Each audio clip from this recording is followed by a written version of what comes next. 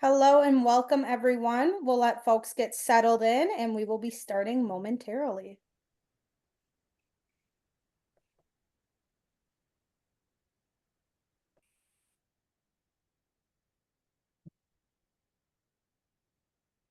All right, hello and welcome to the secret ingredient, grow your leadership and behavioral health clinical skills through effective mentorship with our presenters, Jamelia Hand and Mark Sanders.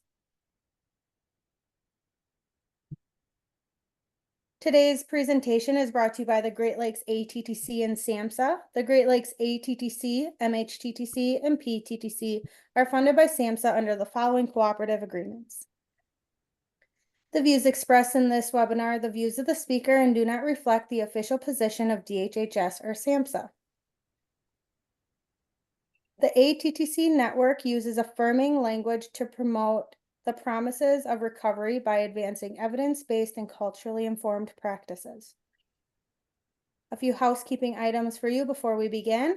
If you are having any technical issues, and I see there is a little typo on here, so if you're having any technical issues, please individually message me, Alyssa Kuala, or Rebecca Buller in the chat section, and we would be happy to assist you. Any questions for the speakers today, please put them in the chat or unmute yourself. If captions or live transcript would be helpful, please locate that option using your Zoom toolbar. You will be directed to a link at the end of today's presentation. Your feedback is greatly appreciated and it allows us to continue to provide free trainings to you all. Certificates of attendance will be sent out via email to all who attended today's session in full. The recording will be made available on the Great Lakes ATTC website by the end of the week.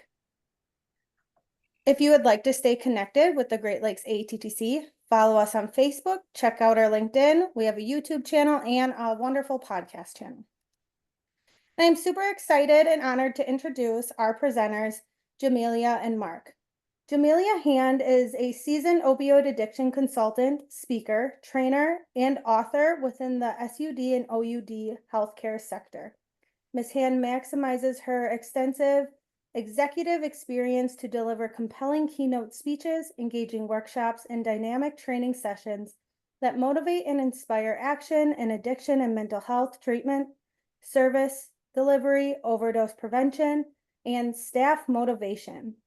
Her expertise is highlighted in national publications, and she has held significant roles such as Deputy Director in Illinois, VP of Reentry, and leadership positions in global addiction medication and technology companies, enhancing access to quality care nationwide. Our second presenter is Mark Sanders. Mark Sanders is the Illinois State Project Manager for the Great Lakes ATTC, MHTTC, and PTTC. Mark has worked for 40 years as a social worker, educator, and part of the SUD workforce. He is the founder of the Online Museum of African American Addictions, Treatment, and Recovery, and co-founder of Serenity Academy of Chicago, the only recovery-oriented high school in Illinois. Mark is also an international speaker, trainer, and consultant in the behavioral health field, whose work has reached thousands throughout the United States, Europe, Canada, the Caribbean, and the British Islands. Recently, Mark Sanders was named as the 2021 recipient of the NADAC Enlightenment Award in recognition of his outstanding work and contributions to NADAC, the field of SUD services and SUD professionals. Thank you both for being here with us today. And thank you, Alyssa, and good morning, everyone. And happy to be with you and working with my good colleague, my good friend, Jamelia Hand. I am about to put the slides on the screen and we shall get started. I always like to begin with a story. Actually, I have two for you because even a story needs a friend. How many of you saw the Summer Olympics in 2008? And those were the Olympics where swimmer Michael Phelps won those 8 gold medals. Held in Beijing, China. They put on quite the show, especially during the opening ceremony. Each country had somebody carrying its flag during the opening ceremony. China had 2 people carrying its flag. One was Yao Ming, the 7'4" basketball player, was carrying the flag for China. Who's ever heard of Yao Ming? The other person carrying the flag for China was a third grade boy, about 3'4". If you can imagine someone 3'4" standing next to someone 7'4", it was striking. The story they told about the little boy, the third grader, was that a month before the Olympics, there was an earthquake in the town where he lived. And the boy was buried underneath a pile of people. He fought his way out of the pile. He rescued 5 of his classmates. And reporters asked the boy, "What were you thinking?" The boy says, "I'm a helper." He was a crossing guard for his school. He said, "That's what helpers do. We help." And that's who you are, and that's what you do. I want to take a moment to thank you for all that you do to help individuals, families, and community with their recovery. Know that I know that the world cannot compensate you enough for the work that you do. As a matter of fact, would you join me in releasing some kind of an emoji for your colleagues that are with us today for all that they do to make the world a better place? And know that while they're doing all this good stuff, they still have a lot of paperwork to do. Would you join me in just honoring them for that? And the second story is about a painting known as the Praying Hands. Who's familiar with a painting called the Praying Hands? For those of you not raising your hand, it looks like praying hands. The painting, The Praying Hands, was painted by a man by the name of Albrecht Dürer during the 15th century in Germany. From the time he was a little boy, he always wanted to be an artist. So did his brother Albert. The problem was they had 18 brothers and sisters, and the family was really poor. Any of you all have 18 babies? I don't even think people can make 18 babies anymore.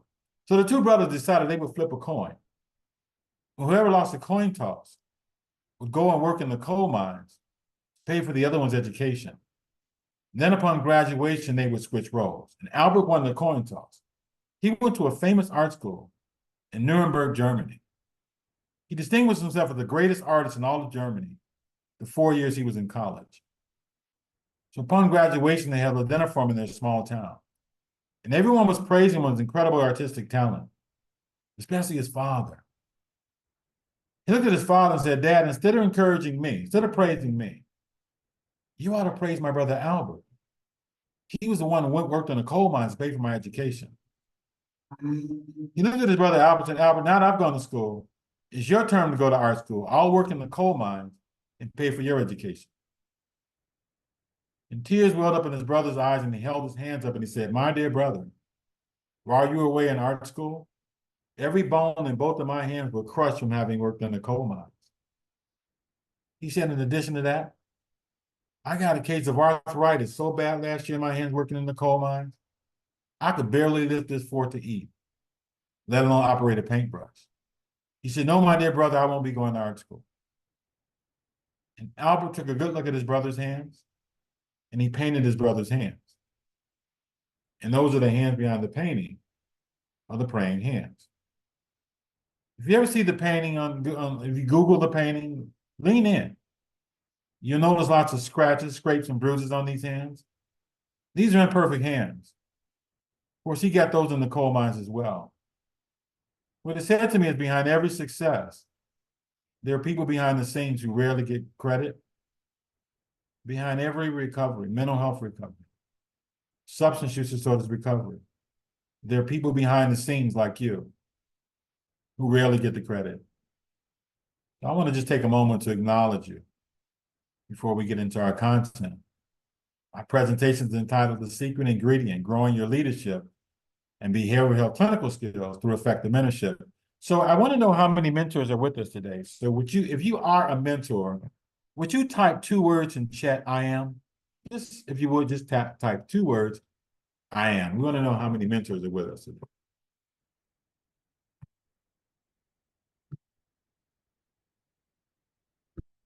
We want to find out how many mentors are with us. Look like Alyssa, the numbers are adding up. The numbers are adding up, right? We have a lot of mentors with us today. And you know what? I was taught that those 2 words, "I am," are an affirmation, right, Lynetta? "I am" is an affirmation. You're claiming it right now.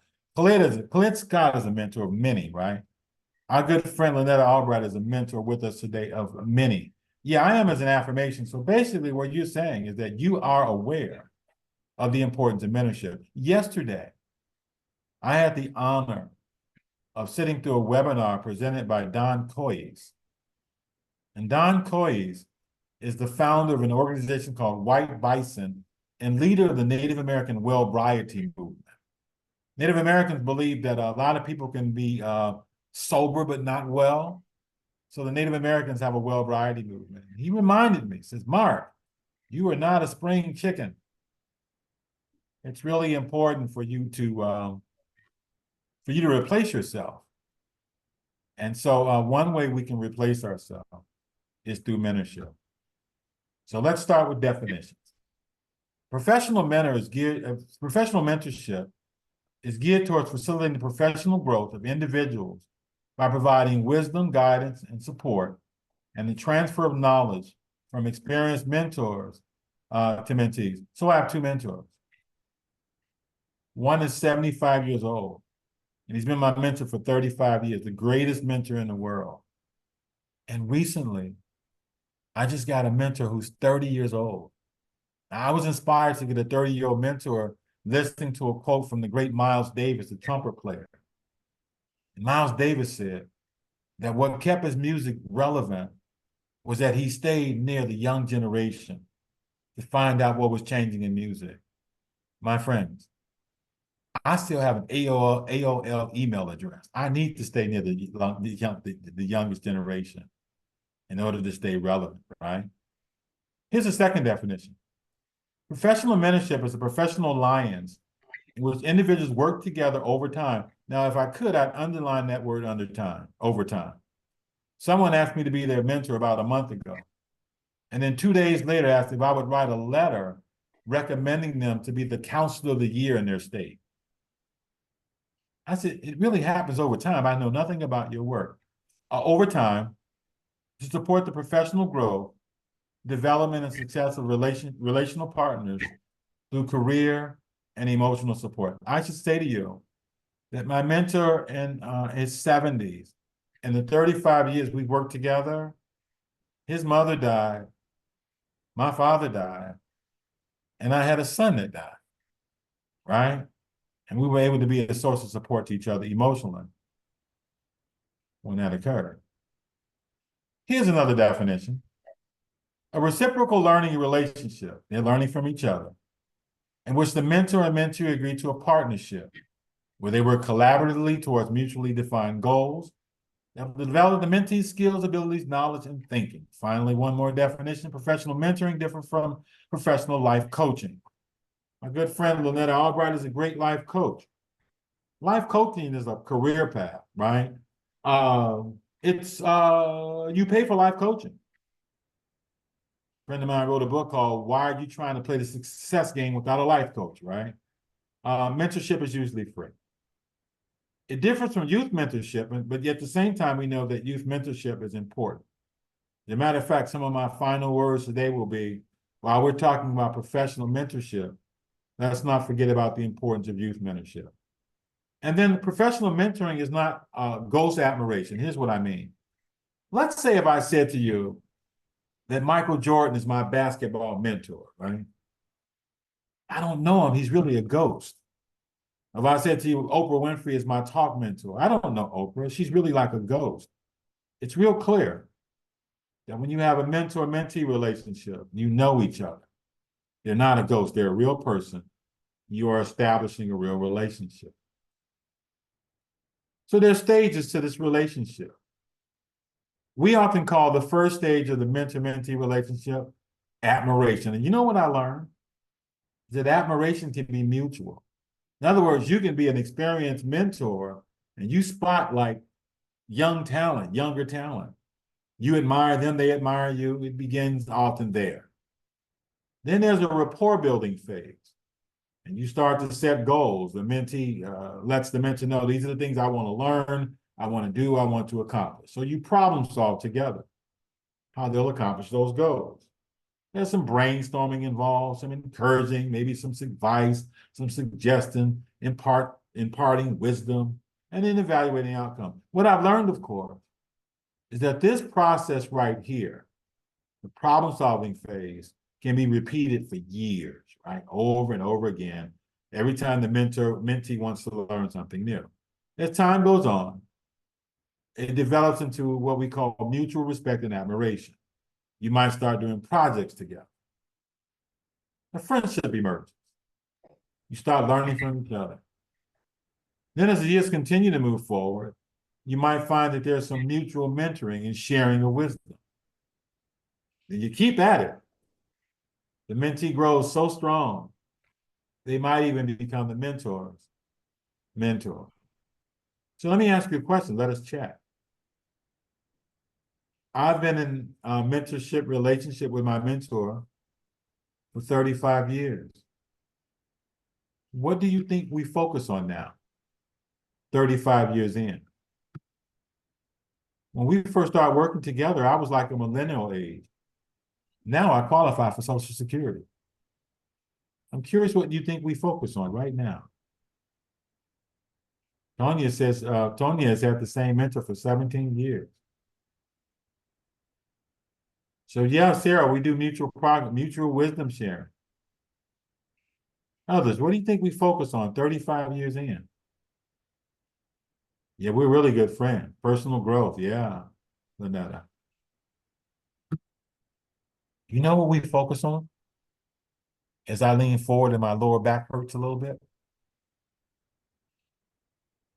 Staying healthy, staying physically healthy, so that we can maintain making a difference in the world.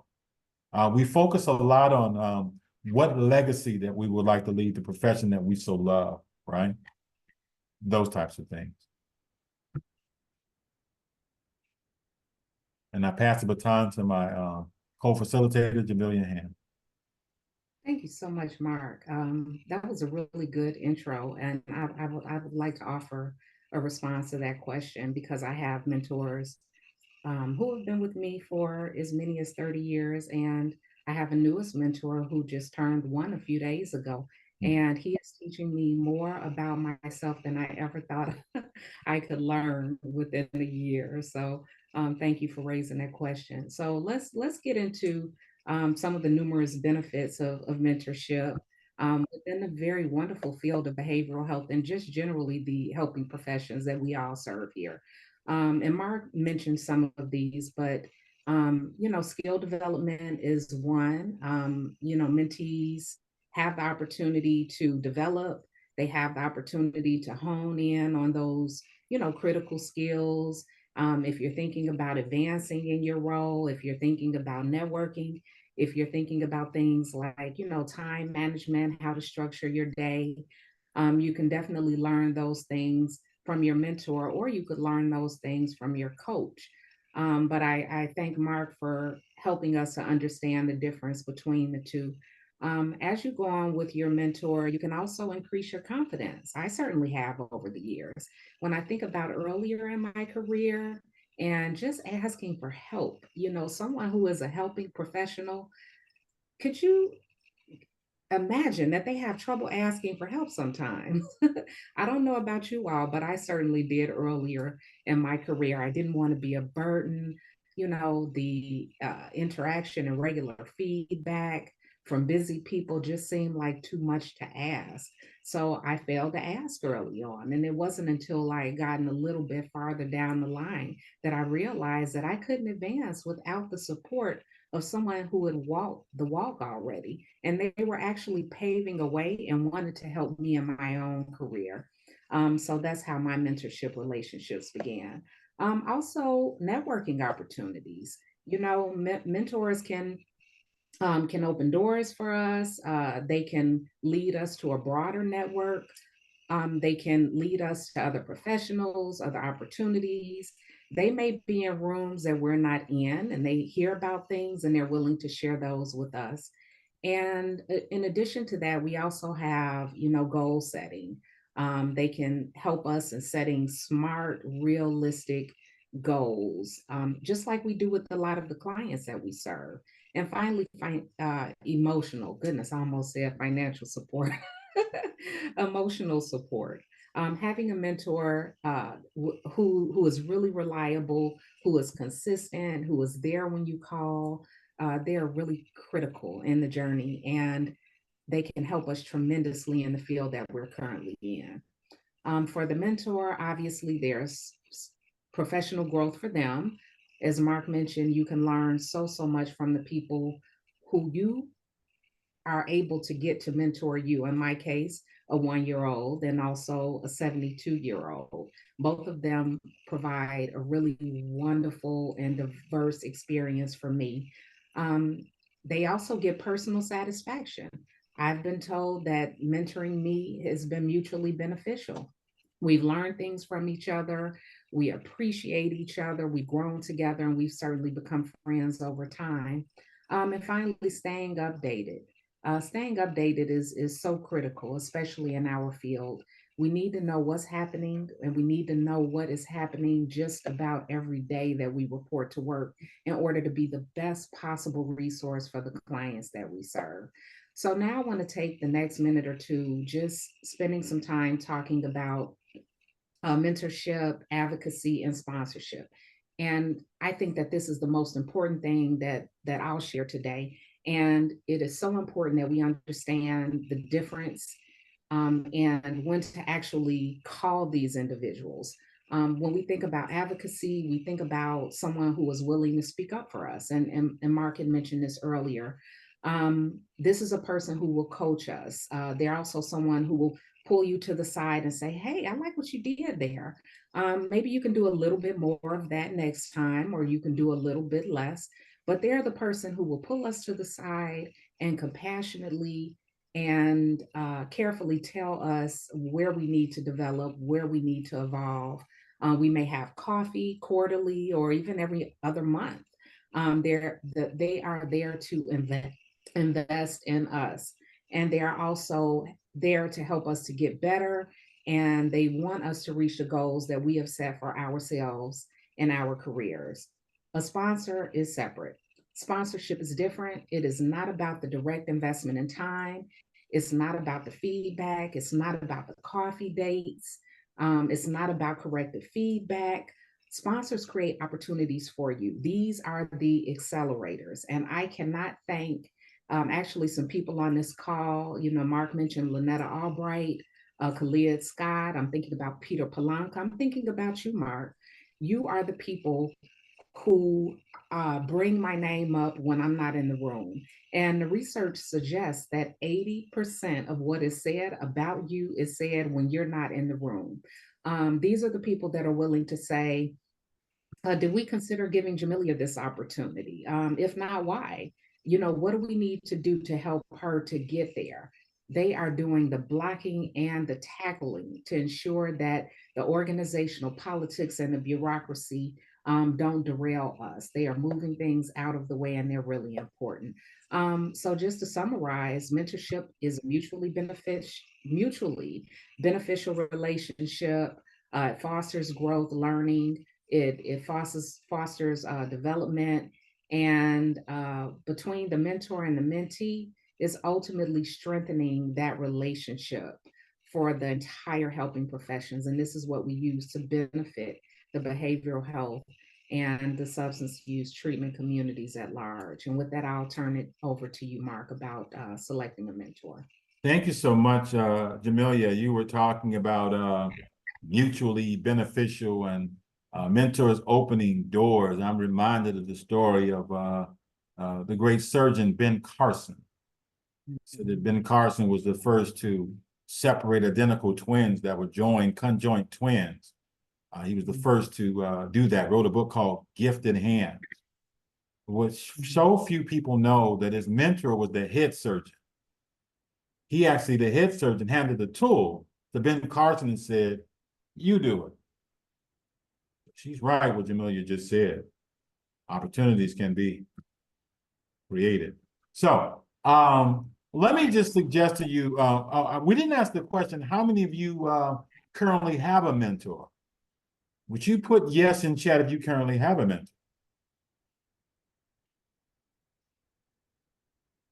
I have about 4 or 5. I want to see how many yeses we have there, Alyssa. Let me go back. Nice. And if you currently have a mentor, we want to ask you how you selected them. What were you looking for? So respond to the question how you selected them, what you were looking for. Feel free to unmute yourself, or you can put your response in chat. Mute yourself or chat. What were you looking for?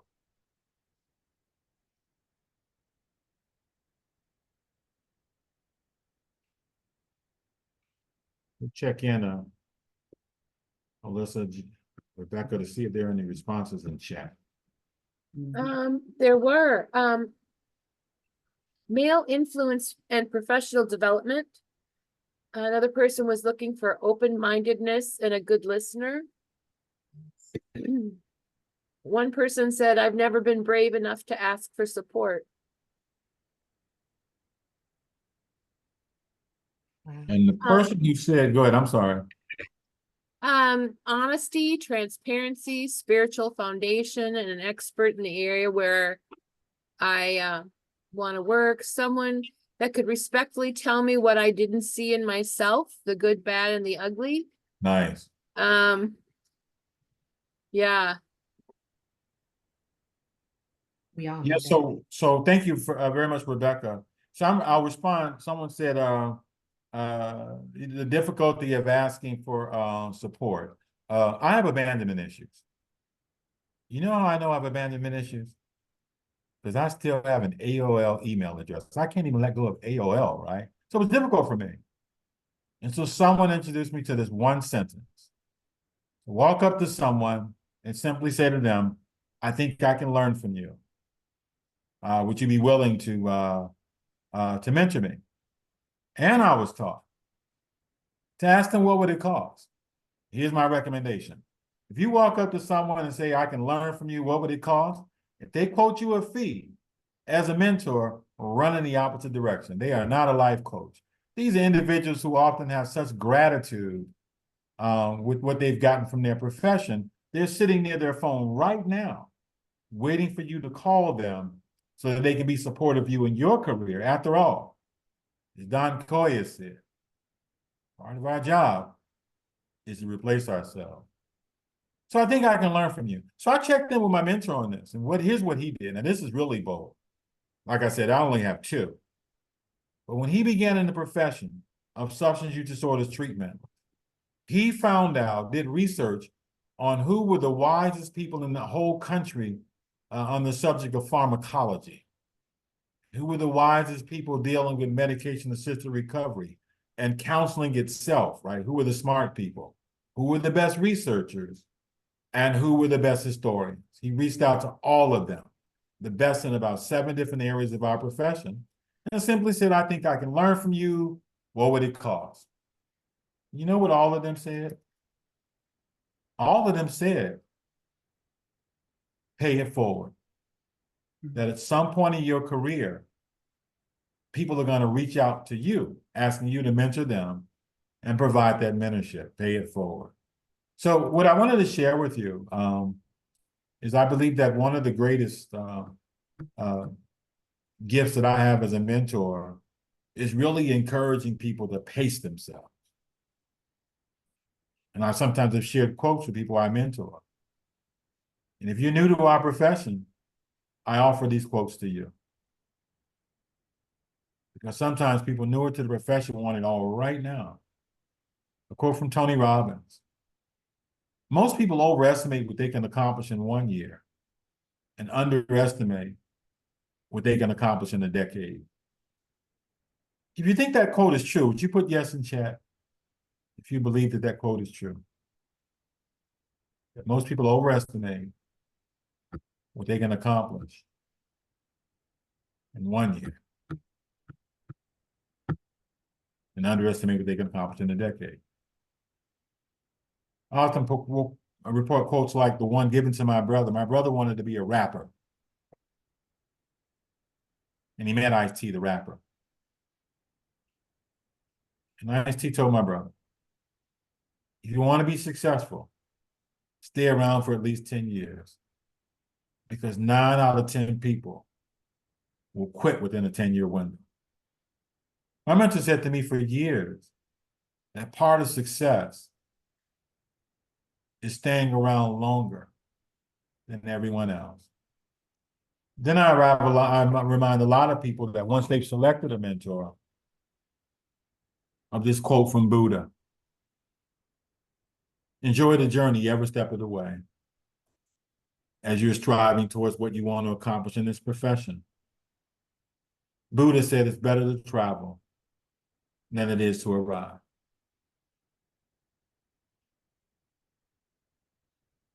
Anything else on selecting a mentor before we move on? And then how do you go about the business of setting goals? We'll ask you that question. Once you've selected your mentor, how have you and that mentor set goals together? You can either unmute yourself or put your response in chat.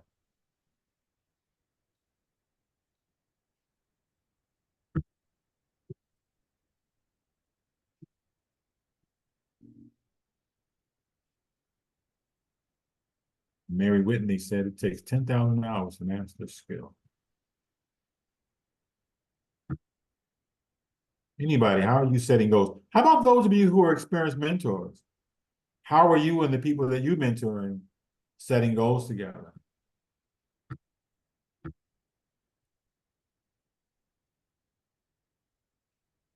You wouldn't mind hearing your voice, too.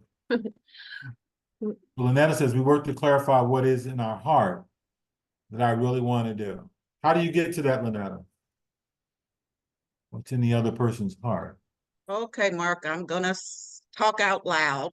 I want to hear that voice.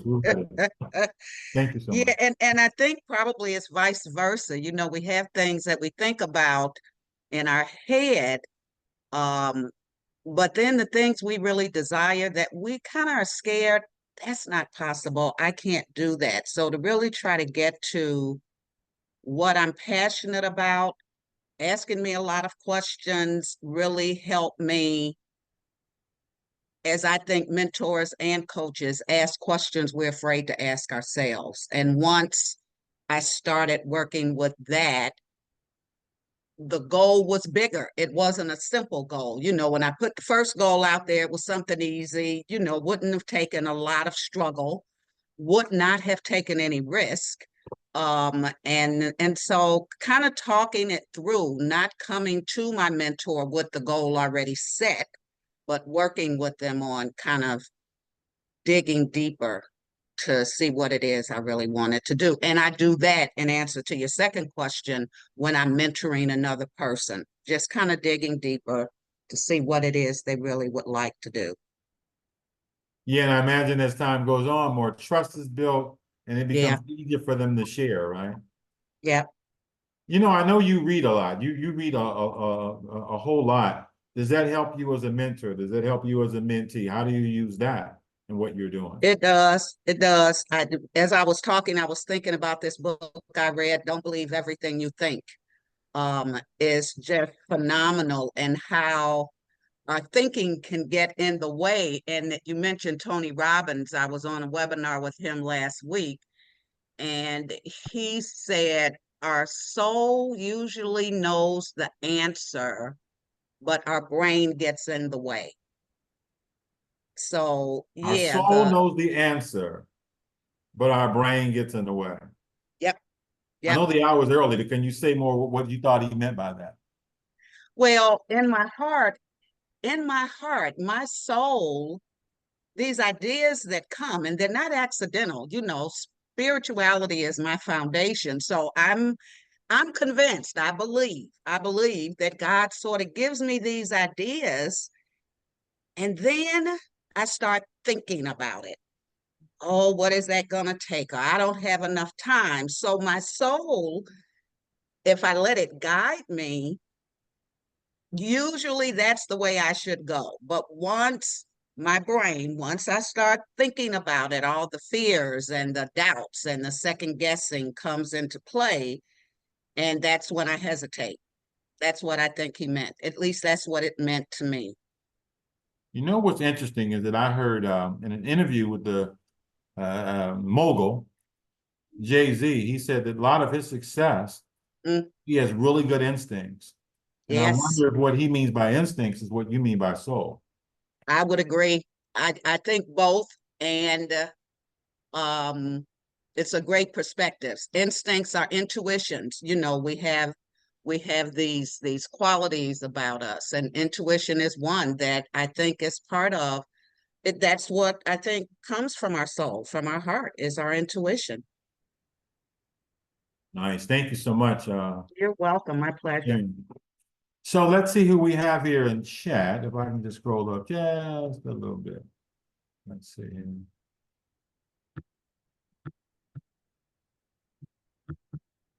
I thought, Jen, I saw, or Alyssa, I'm sorry, in a bigger quote, Rebecca. Someone talked about how they set goals. Where did he go? This is why we have tech support. Well, there was one, Mary said that my way of mentoring is always working to learn and clarify what it is we desire to work through together. We are supporters, one to the other, yet advancement is always a continuous part of quality improvement. We will never, ever know all there is to know.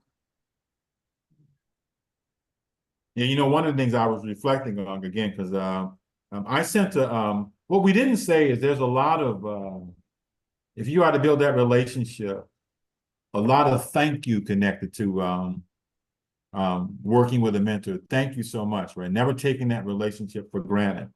So a few years ago, Jamelia, you might have been on that list. I wrote an email to about 20 people that I met in the last decade that I never expected to meet, right? Because the people who I came along with in this profession are either no longer with us or retired, just thanking them for being a part of my life. And one wrote back, and I'll share with you what he said to me. Then I'll also pass the baton to Jamelia. So I'm big on quotes. I read a lot, not as much as my good friend Lynetta Albright. But I was mentoring this fellow, and he had just started a business during COVID. He started a business during COVID. So I just read that in 1661, England was experiencing the bubonic plague. And Sir Isaac Newton, the great scientist, was quarantined. And during his quarantine, he developed calculus and other advanced formulas. And that mentee told me he kept that quote on his wall. And that was one of the things that encouraged him to continue to build his successful business. All right, Jamelia. Very nice. Thank you, Mark. I appreciate that. And I wanted to add just one thing to the previous discussion. The whole notion of questions jumps out to me because I'm a lover of questions. I absolutely adore questions and what they can do. They provide clarity and understanding, and they bring people closer together in pretty much any interaction. And I have to thank, Lynetta for inviting me to an event several years ago where I was able to purchase the book per her recommendation, Good Leaders Ask Great Questions by Tony Robbins. And Mark, I know you had started out with a quote from Tony Robbins, but this book really changed the way I viewed and how I used questions, and they opened up a whole new world for me. At the time, I was in a sales role, and after reading that book, I excelled. So that's one resource that we can consider as a result of our own experiences and observations. So on the topic of, how we cultivate, a mutually beneficial, mentorship relationship, I'd like to start by throwing this quality question out there. And that is, what key elements do you believe are essential to establishing and maintaining a mutually beneficial mentorship relationship? If you can add some feedback in the chat, let's get a few responses and build on this idea of a mutually beneficial mentorship relationship.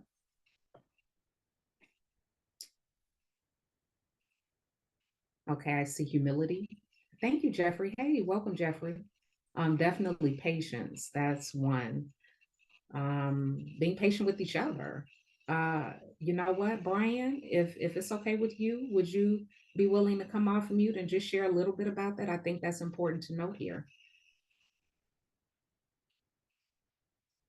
Sure. Yeah, I think it's important to know that, if you need something from somebody, whether that's an answer or just support or, it could be anything, just knowing that you calling is not gonna like, oh, I don't have time for this Maybe not. or, anything like that. It's just, hey, I'm here for you.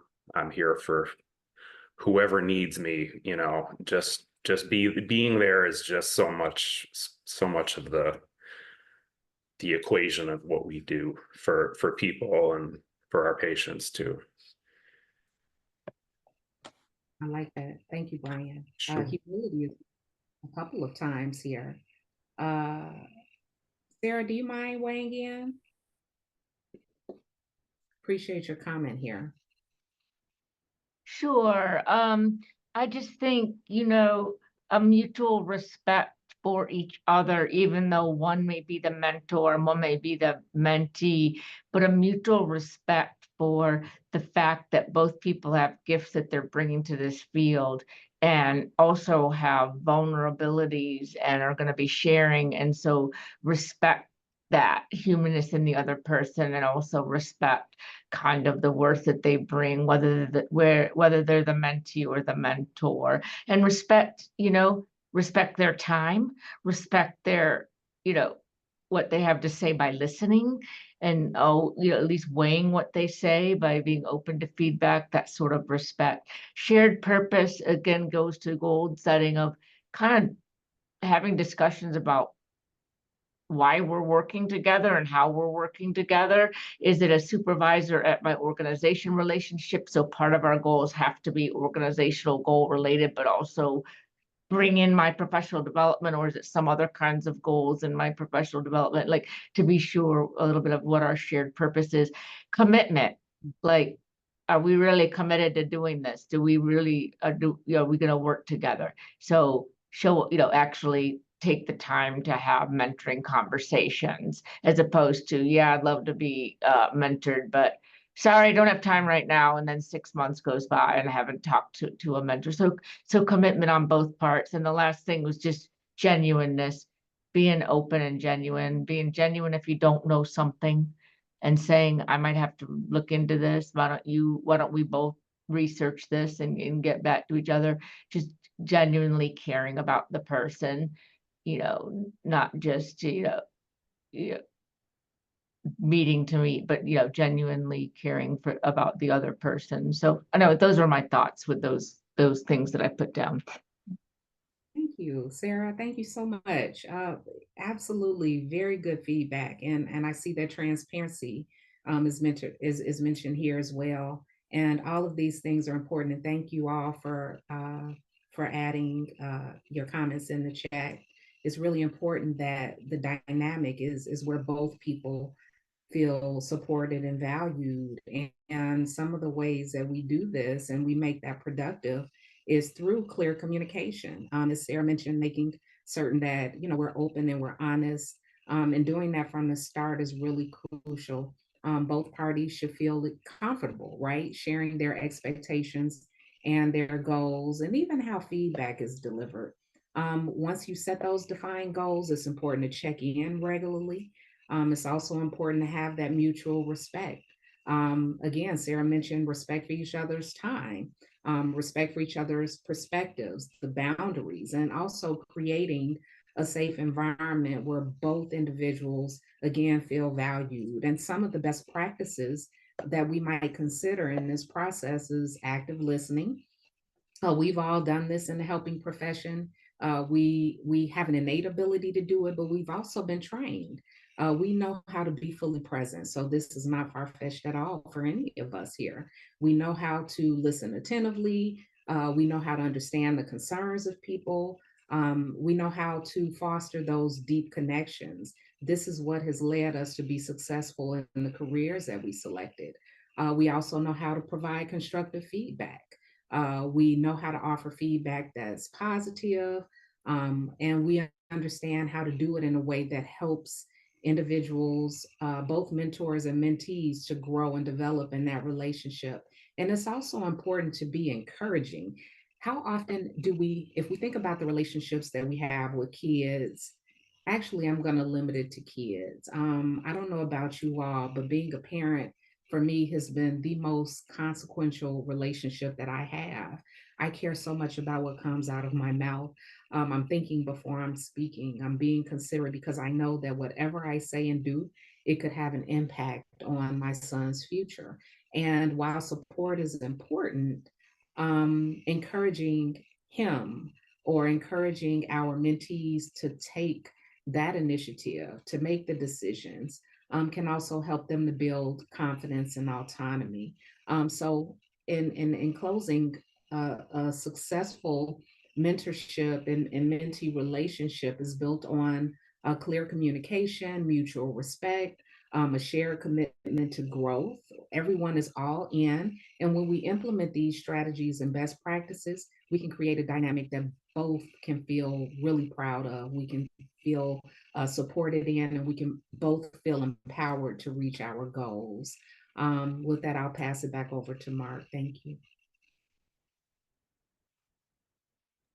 I'm curious if anybody ever wondered like whether or not they were working their mentor too much, and what do you do with that? Like, have you ever thought, maybe I'm putting too much on that plate? What do you do with that? Okay, Mark, I'm going to need you to answer that question for me later on. Yeah. Don't work you too hard. I'm just curious what people think.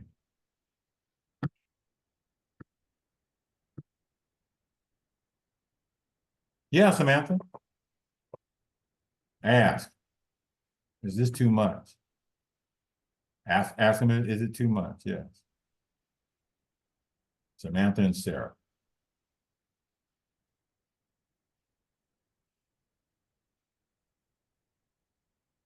Yeah, because even sunshine burns if you ask for too much, right?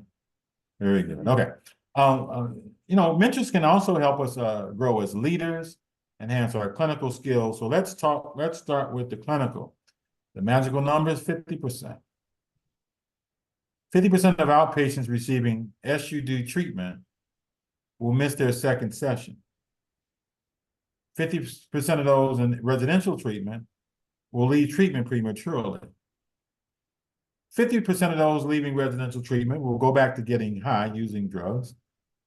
80% of that will occur within the first 90 days. It's real clear that so many of us can benefit from supporting and improving our clinical skills. We want to know, does anyone have experience working with a mentor to help you grow clinically? And how did that occur? And within that question, we want to know, is that mentor, your clinical mentor, is that a supervisor? Or is it somebody that you brought in externally? Or get this, because my friend Bob Carty reminded me of this.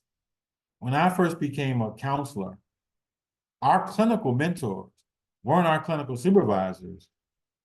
They were individuals that were more experienced than us as counselors. So who is your clinical mentor? And how have they helped you grow clinically?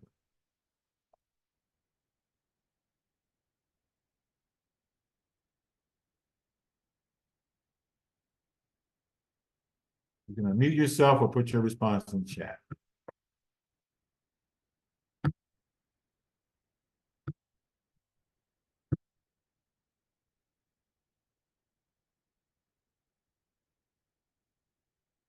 Any experience with that? Using as a mentor to help you grow clinically in your direct practice. So Carrie says, my supervisor plays an amazing mentorship role in my apprenticeship position. Nice.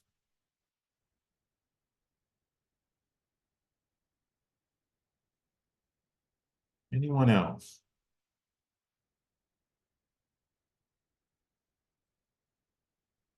Work with a mentor to help you grow clinically in your direct practice.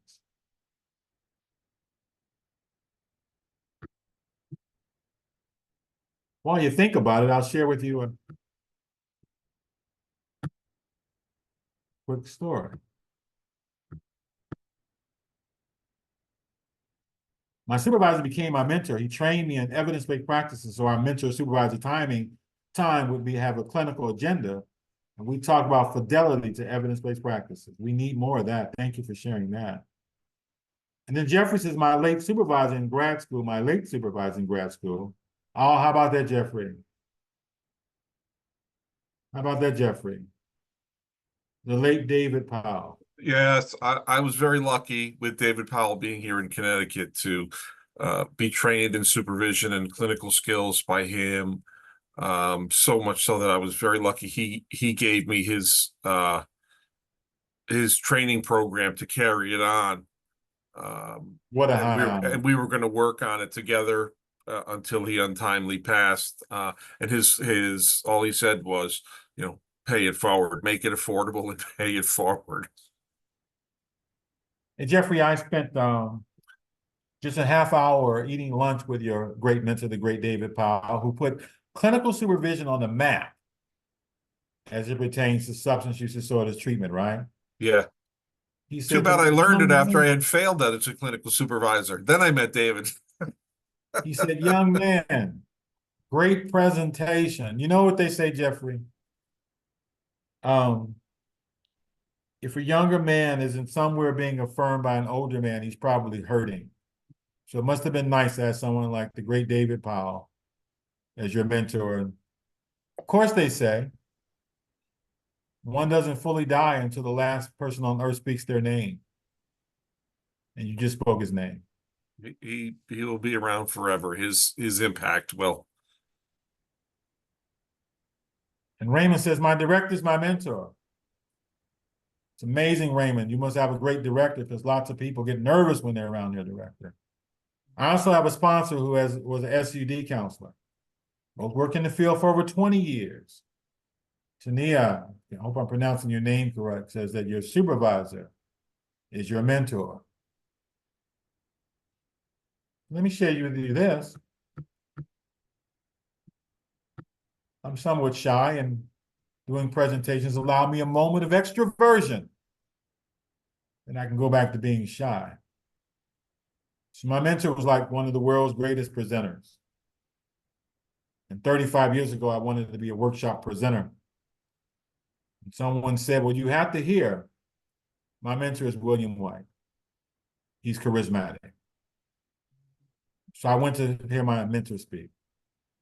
And Jeffrey, the day I heard him speak, that was 35 years ago. He gave away a book that he wrote, a free book to every audience that left an impression on me. And here's what he said.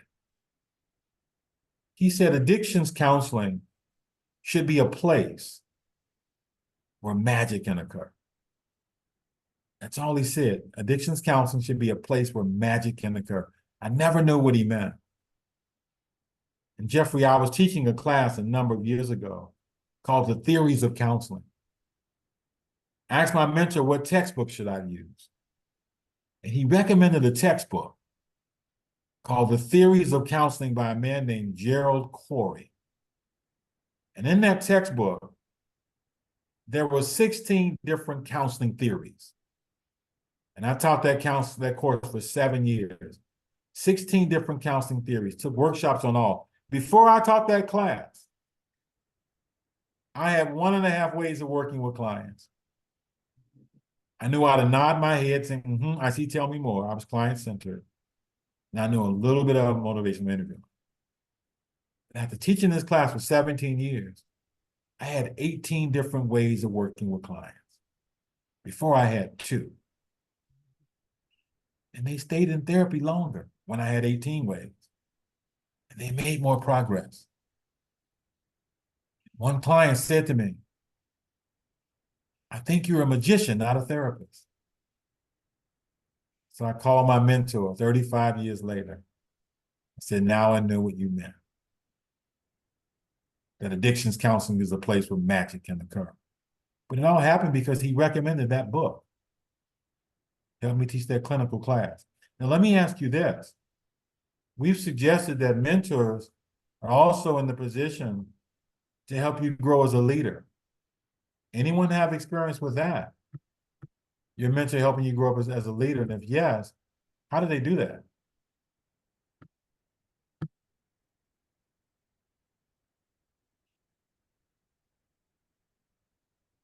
How do they help you grow as a leader? Hey, Mark. Hey, Jamelia. This is Khalid. Hey, I Khalid. have, hey, family. I have a great story, and it's going to be kind of funny. So just please follow my flow. So I got my MSW back in 1997. And one of my mentors, initial mentors, was a young man. His name was Miller Anderson. Oh, yeah. Right. And, we both graduated from, Jane Addams. And so I had just got I secured a job as a foster care supervisor. Okay. And so what happened was back then, I was in my 20s, late 20s, and I also modeled as a pastime, and I was a fitness trainer. And so I had an opportunity to do a photo shoot. And so I talked to Miller about it because one of the things, and I've always been an old soul, and I've always appreciated and valued wisdom from older people, right?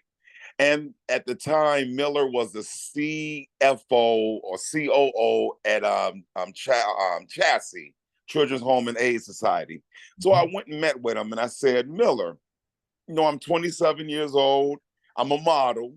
And I've been asked to, do a calendar.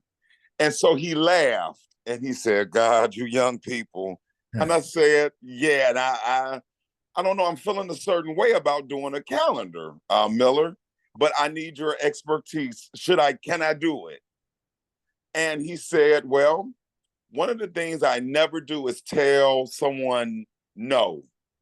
I have them always make their own choice. Right. And for you to come and see me, Khalid, to talk to me about it, I think you already know the answer to your question. But what I can do is give you a little bit more insight. Now, you are a foster care supervisor. So you have employees looking at you. You have children watching you. You have birth parents and foster parents watching you. So if one of them got their hands on that calendar, how would you think they would look at you then? And begrudgingly, I said, I already knew what the answer was, but I just needed to hear you say it out loud. But thank you for not giving me the answer, but you just gave me insight for me to make the final decision. And that stuck with me all my career, and it still sticks with me, even when I mentor young men now who are in social work. I give them options and I let them make the final answer, because then I want them to have the ownership of their decision and never put it on me or anyone else but themselves. So that's the wonderful thing about mentorship, and especially about if someone is doing it and doing it the right way. And again, it helps you to become a leader when they appear to make sure that you make your own decision. So I just felt the need to share that funny story. Thank you so much, Khalid. And you mentioned being an old soul, and it triggered a memory. So yesterday, when we were in the webinar with Don Coyes, again, founder of White Bison, Native American Well-Briety Movement, they sought wisdom with the elders early in his recovery because most of his tribe was still getting high and suicide was still high. And he asked the elders, what will be the signs that Native American people are ready to recover? And the elders told him there will be 4 signs. The first sign is that a white buffalo will be born somewhere in the United States. And about a month later, a white buffalo was born in Janesville, Wisconsin. They said the second sign was that a web will appear like a spider's web that will connect our people all over the world. And he thinks that web is the internet. He says he can push a button and communicate with 500 Native American tribes. They told him a third sign that our people are ready to recover is that an eagle will land on the moon. And shortly after that conversation, there was a flight to outer space. And the announcement was the eagle is landing. And then they told him the fourth sign is that old souls will show up as our next leaders. And we want to nurture those who have old souls. So for those of you who are mentoring, look for those old souls. Don Koya said they shall lead us. We want to know anybody put anything in chat around how a mentor can help you develop your leadership skills. Feel free to unmute yourself.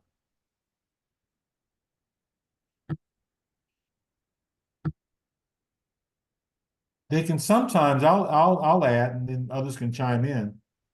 They can recommend you for rooms, to be in rooms. Jamelia mentioned that you wouldn't ordinarily have an opportunity to be in sometimes for years. They see things in you. Just last year, my mentor recommended me for a room where I'll be in a room with researchers from Harvard and from Yale. Just on his recommendation alone. Anyone else? How can they help you as a leader? Those of you who are mentoring, maybe you can share how you're helping to develop the leadership of those that you lead. Where's our good friend Lynette Albright? How are you helping to develop leaders?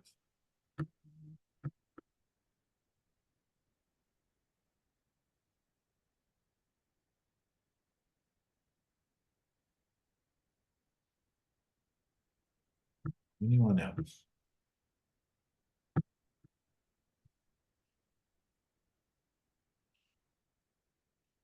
I can share something, Mark. We're ready. Then we'll segue. Okay. And thinking about one of my mentors, Peter Palanca. Many of you may be familiar with Peter Palanca. I had met him in my first class at GSU in the Addiction Studies program. And I was one of the students that sat in the front of the room, raised my hand all of the time, and stayed later to talk to my professors. And I did this with all of them, not just Peter. But Peter saw that I wanted to make an impact, and he encouraged me every step of the way. And he has pretty much done everything that I have asked for him to do when we've, poured into each other over the years. And we've gotten to a place where I feel so comfortable in my ability to help others make an impact that I've taken them under my wing. And what I often say is that what they don't know is that they help me. And as much as I try to say that they help me, they never believe me. They feel like, it's a one-sided relationship, but it never has been. It really is a mutually beneficial relationship, as it is with Peter and I. And with that, I want to recommend a book, actually, since this one is called Impact Players, something that I've recently cracked open, and it's been really wonderful. And it's basically talking about, how you can take the lead and make a bigger impact and multiply your impact within the organization or agency that you're working with. So with that, Mark, if you want me to keep going, just let me know.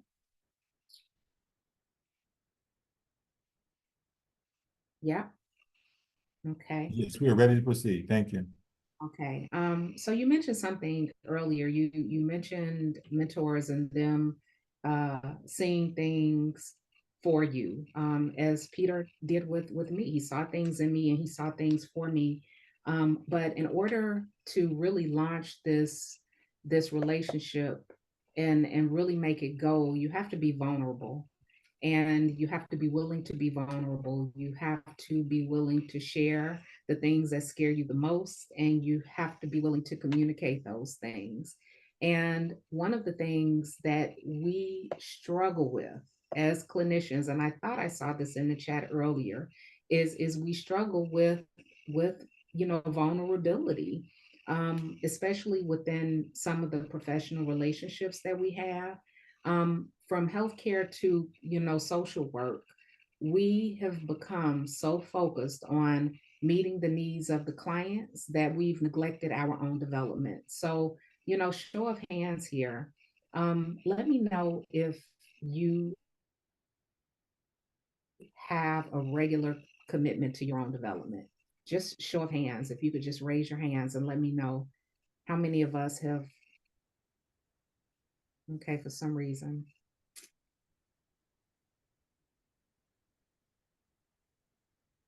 I can't see. I don't know if anyone has raised a hand, but I've certainly struggled with this. We get really, really busy. Our work involves, really high emotional labor and even burnout. And sometimes we're too exhausted to develop professionally. And additionally, we sometimes struggle to ask for help when we need it the most. So with that, if we can go to the chat, how many of you have actually had, hey, LaSharn, have had trouble asking for help? If you can just drop a line in the chat, not Euclid. No, not the greatest mentor on the planet. You have not had trouble asking for help. Who else? Oh gosh, are you guys? No. You guys are kidding me. I can't believe that you've had trouble asking for help. Oh my goodness. This is really surprising. No, it's not. I've had trouble asking for help too. Um, and we need it the most, right? So to address this, I wanted to be able to provide us some really simple steps on how to actively seek help. We spoke earlier about, in addition to mentors, we talked about sponsors and advocates and other helpers, right? And we need to know how to ask them for the support that we need. We need to understand how to make our needs known. So that's the first thing. We have to make sure that our needs are known. We may be walking around thinking that our needs are obvious to other people. So it's really essential to explicitly communicate what we need. We need to say, we need this. The second thing we need to be able to communicate to helpers is that we actually want help. I brought up teenagers or even young adult children. I don't know how many of you have young adult children or teenage children, but think about how they react to unsolicited advice or unsolicited help. Sometimes they don't always appreciate it, and they could even react negatively when we try to help. So it's really crucial that we clearly indicate that we are seeking assistance and that we actually want the help. The third thing I want to mention is that the people who are helping us, the mentors, the sponsors, the advocate, they need to know that we want help from them.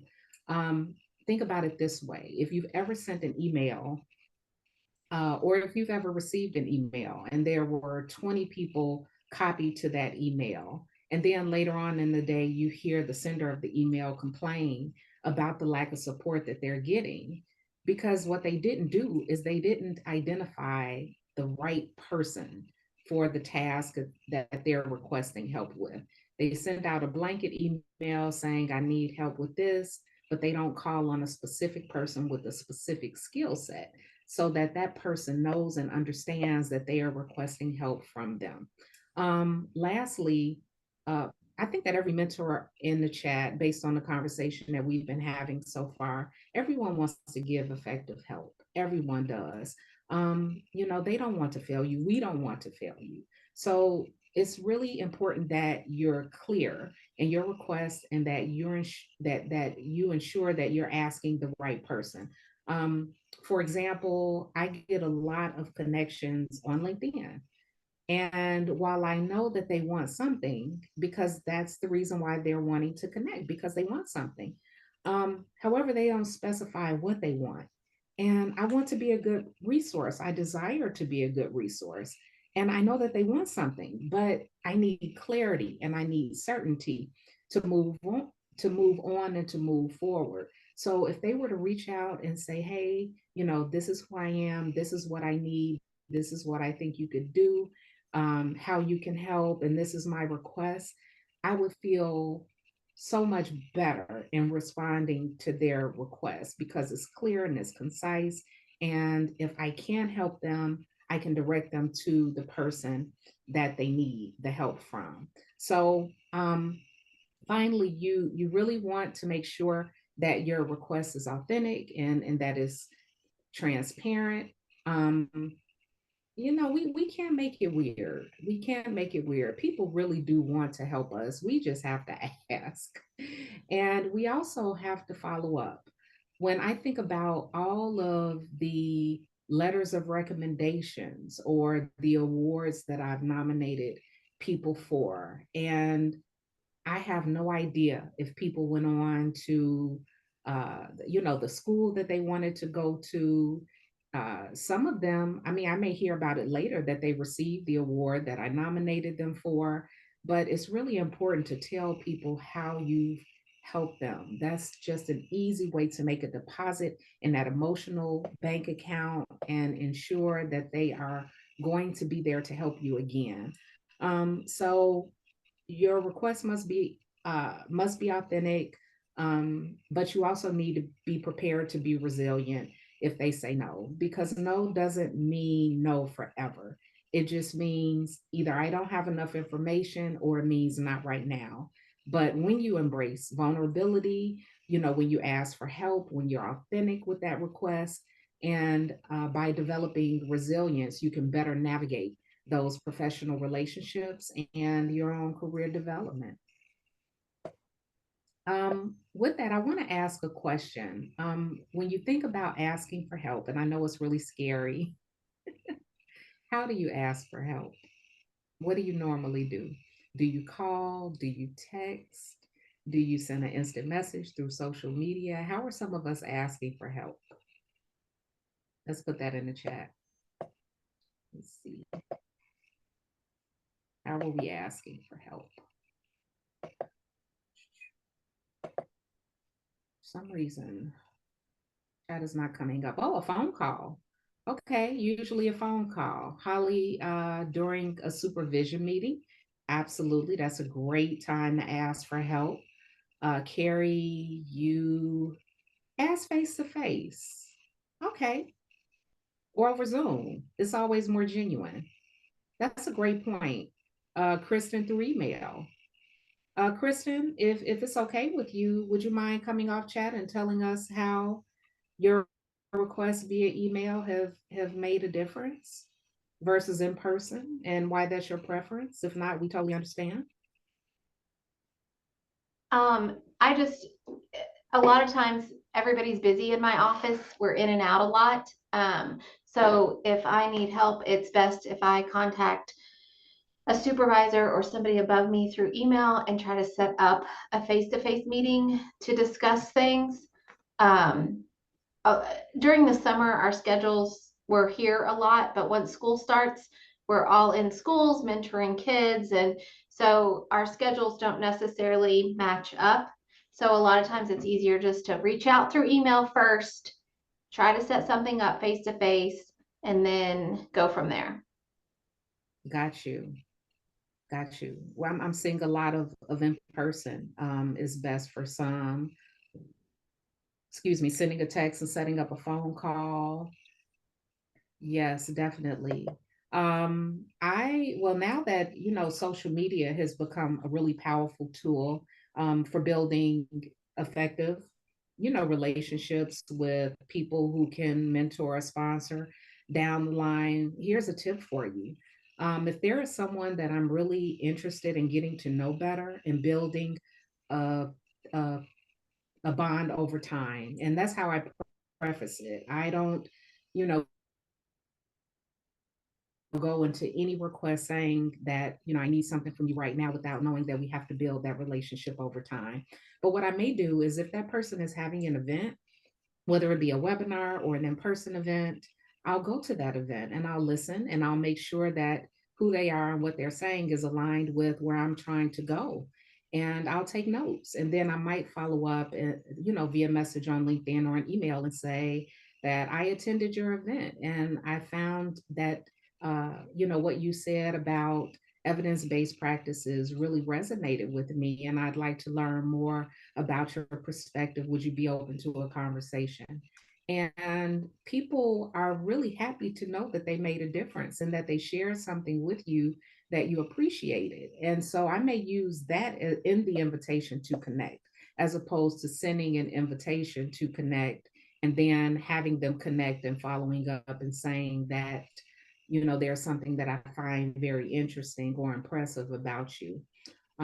So with that, let's just, I guess, round this out with some important aspects of the mentorship relationships, because like any relationship, there are ups and there are downs. So it's really important that we set and we manage the expectation and that we maintain consistency over time, especially the importance of following up. So with this, both mentors and mentees, we face challenges and we face triumphs. We may face these within the relationship or in our own personal lives outside of the relationship. But it's just really important to embrace the journey overall. We have to reflect on our experiences together. We need to talk about what we've learned from it and how we can use it to grow, because they're teaching opportunities for all of us. We also have to set and manage expectations. Clear communication is key. That's been mentioned several times. We have to make sure that both parties discuss what their goals are for the relationship and even write those down. So if we get, caught up in a moment or a period, we can always have something to anchor us back to what we agreed upon. And this clarity prevents misunderstandings down the road. It basically ensures a proactive and a productive partnership. We also have to maintain that consistency. This is essential to any mentorship or other relationship, right? We need to ensure that we're checking in regularly, not just when we have a request or when we need something. Sometimes it's just good to wish someone a good day.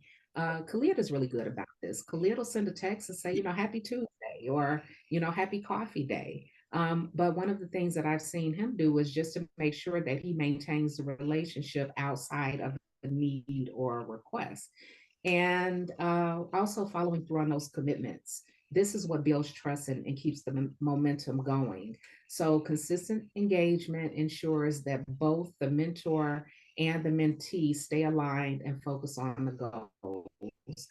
So we'll take a moment to go back to the chat if you guys would engage us and just let us know, what have you done to create or maintain consistency in the relationship? Whether you've been a mentor or mentee, what have you done to maintain consistency? Let's see what we got here.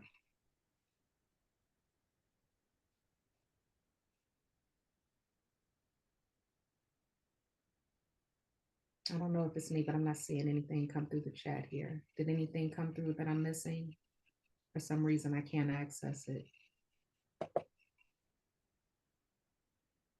I just think there's a value in any relationship, including the mentorship relationship, and remembering people during sacred occasions, birthdays, and holidays, and anniversaries. Just remember. Absolutely. Helps to nurture the relationship. I concur, Mark. Absolutely, really important. Consistent engagement is key. And Ashley says, send a text, set up a phone call. Yeah. Let's see what we have here. Constant connecting is what Mary Whitney says. Even when they forget to call or connect anyway. Yeah, that's good stuff. And if you social media it helps us to do that, especially on LinkedIn, which is a more professional platform. You can just send a message through LinkedIn, or you may see something that your colleague is doing and you may comment on what they're doing to let them know that you're still interested in them. And with that consistency, following up following up is just as important as that initial request for help. It shows that commitment, it shows your appreciation, it shows that you value their time. And when you let your mentor know that the outcomes of their advice or their assistant reinforced whatever it is you're working on, they really, really like to hear it. I know that I love to hear it. There's nothing more important than closing that loop and really showing and demonstrating that their efforts made a difference. Any final thoughts on that, Mark, before we move on? I didn't have a final thought, but I was reflecting on something while you were talking. And that is, stay alive long enough, and you reach a point where one day you wake up, and you look in the mirror and you say, you know, I've probably lived more years than the years I have remaining, and that changes everything. You know what I did when I reached that conclusion? I started watching like every episode of every season of the Game of Thrones, right? Every episode of every season of The Wire, entertaining myself, right? Focus less on work, but one of the greatest gifts, here's our segue, is about 7 years ago, my mentor introduced me to the concept of setting legacy goals. And I offer this to you. It's been the best thing for my career in the fall of my career, with the final season being winter. His mentor introduced it to him. And the way it works is like this. You know, this field that we love so much, it starts with asking the question, what legacy would I like to leave the field? And what am I willing to do this year towards that legacy? So let me check in with you. You can put your response in chat. What legacy would you like to leave the field? I know I'm leaving I'm leaving the field, the online museum of African American addictions treatment and recovery, and probably maybe 500 videotapes. That's what I'm leaving. All I ask my son to do when I'm no longer on earth is to keep paying that annual website maintenance fee so that we can keep the museum going. How about you? What do you want to leave this profession that has allowed us to witness the miracle of recovery?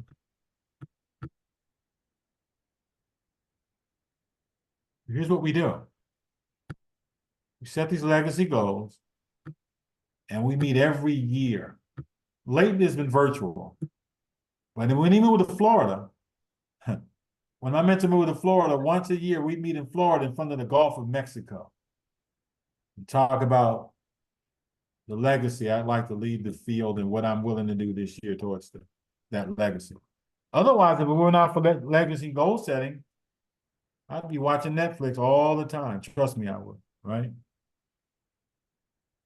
The next question is, what do you want to leave the next generation?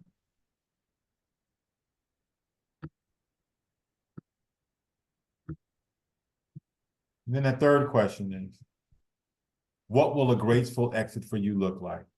For 20 years, my mentor has talked to me about a graceful exit. You ever seen somebody stay around too long, where the FBI shows up and takes away their computer and forces them out of the building? Right? What would a graceful exit look like?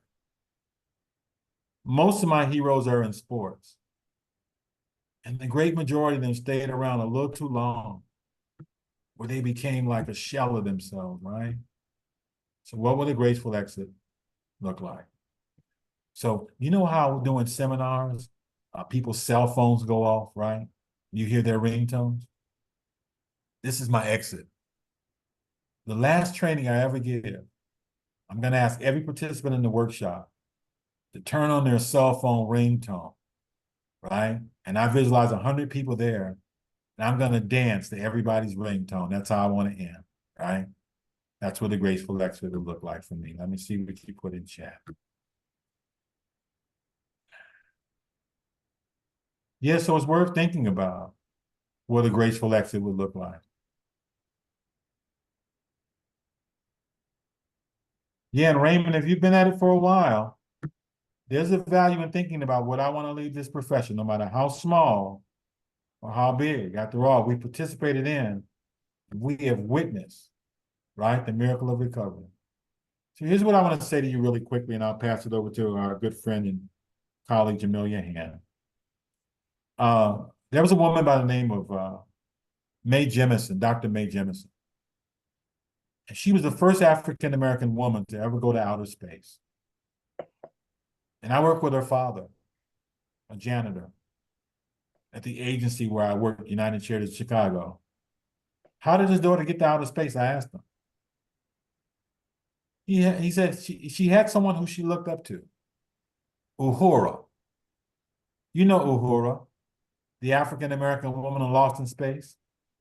She almost quit the show. She went to Dr. King and said, Captain Kirk and Spock have all the speaking lines. I'm quitting. Dr. King says, don't quit. There are little girls who want to be you one day. And one of them is Mae Jemison, this African-American woman that went to outer space. So we always are looking for someone who are doing what we want to do, at the level that we want to do it. And we'll reach out. I think I can learn from you. Finally, I promised you that I would talk with you for a moment about youth mentorship. A wealthy executive on the north side of Chicago signed up to be a big brother through Big Brothers Big Sisters for an economically poor kid that lived on the west side of Chicago. The young executive knew he didn't want to wear a suit to the first mentorship session. He looked in his closet and he put on a red sweater and a white t-shirt. And he drove over to meet with the youth. He didn't know how to talk to the kid. He'd never taken a counseling course where he learned how to say, I see, tell me more, and nod his head. He went back to Big Brother and said, I quit. They said, would you go back one more time before you quit? He went back the following week. And the kid opened the door. And the kid was wearing a wet sweater, a red sweater and a white t-shirt. That even when we don't think we're making a difference, we're making a difference. And even though we were talking about professional mentorship, let's not forget the youth. I'll pass it over to Jamelia. Man, Mark, that was wonderful. Thank you so much. So, I trust that we've had a good time. We've certainly had a good time, being with you all today. We've spent some time, really unpacking some of the definitions and the dimensions of mentorship. In addition to the stages, we've talked about some of the benefits, both for the mentor and the mentee. We've spent some time talking about, goal setting and how to cultivate a mutually beneficial relationship between the mentor and the mentee, and the importance of quality questions in that process. We've also talked about leadership growth and vulnerability. One of the things that we hope we can continue to work on is just asking for help. How do we do that? What does that sound like? How do we develop that skill? Because as a helping professional, we don't always do that because we're so focused on the clients and what they need that we overlook our own development. And finally, leaving a legacy. How do you want to close out your career? What does that look like? How do you want it to be? What does that look like practically? It sounds like many of us want to pass the torch to someone else and help to develop them over time so that they could take over the work that we started. We got some really good ideas there.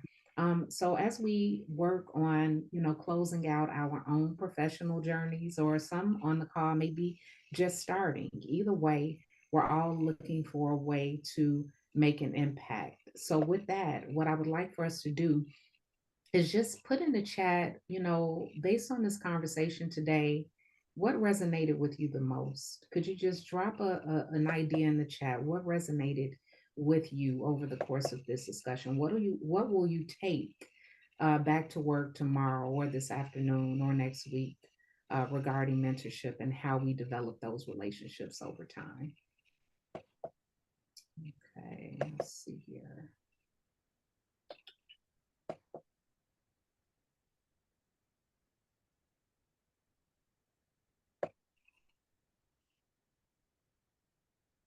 Okay, legacy, good deal. How we make a graceful exit. I think that's really important. No one wants to see an ungrateful and non-productive exit, right? Okay, absolutely. Mark, I think you've been asked to post the name of the book. What's that? Hold on, I can't seem to get to it.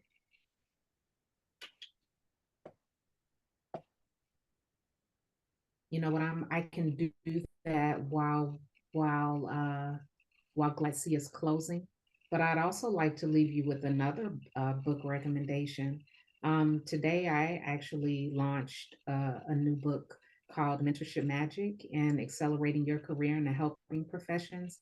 And you can find that book on my website. I'll drop that in the chat for you. And while GLADC is closing up with their final remarks, I'll go through these to see what other book recommendations you're wanting to hear more about. Mark, did you have any No, recommendations? just thank you so much to you, Jamelia, us working together, to Alyssa, and for being with us today, and for everybody being with us. Thank you so much. Thank you. We appreciate you. Thank you, Mark and Jamelia. Alyssa and Rebecca, yes.